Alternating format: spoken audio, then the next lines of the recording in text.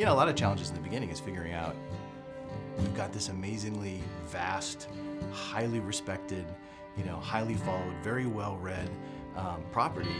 How do you bring that to a game and do it justice? There are so many different things within the books that were clearly had to be a certain way. There was so much strife about whether we were going to do Tom Bombadil at all, and the conversation about, well, Tom Bombadil wasn't in the movies, and there's a reason why it was cut. We had a very strong belief on what we thought was going to make this story great. It's such a long road to get to where we are today, and there are so many different things that I can look at now and say, that was definitely the right decision.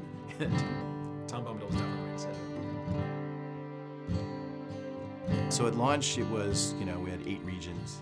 We kind of worked our way through the Shire. We ended up in Angmar. You know, it was a, we thought, huge world at the time. In fact, I think at the time it was one of the largest pieces of landscape ever released for a game. Eyes and ears and hearts and minds and everything opened up to us to see how we addressed, you know, how do you do a story in this world? You know, we can't be Frodo, right? I mean, these are the things that people thought the game was going to be, that I could be Frodo and I'm going to run through Middle-earth.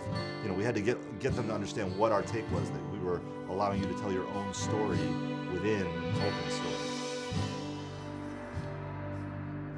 Our goal was, this has to look unlike any place that anybody's ever been in an MMO, right? And hopefully also in an RPG, because when you read about Moria, it's this big, huge, giant, expansive, cavernous place. The idea was to use, to make it a landscape space with not one, but 2 separate height maps. So there'd be a height map for the floor and then a height map for the ceiling.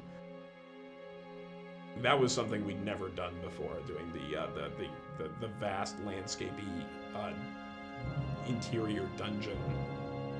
It's really hard without a date file and without having sky and clouds and sun and all the colors that brings in. And you could have 2 stretches that have the same grass pattern, the same little huts, and you swap out sunny blue sky for crazy red, green, shimmery, evil thing, and it totally changes the look and feel. Not having that in Moria, it was much more challenging. challenging, yeah.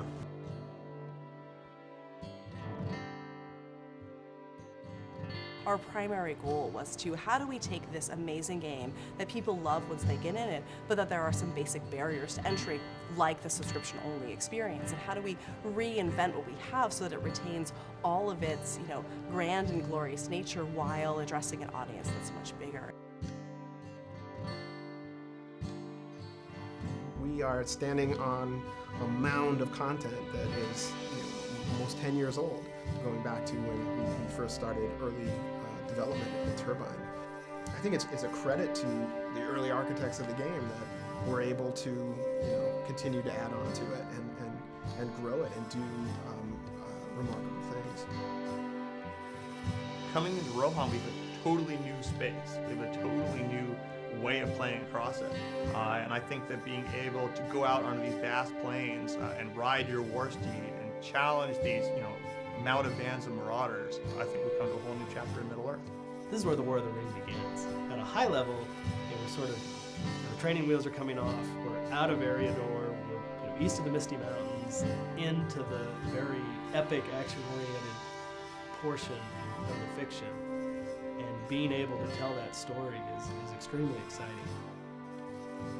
Loach has grown and gotten stronger over 5 years, which is a huge testament to this game and to this team.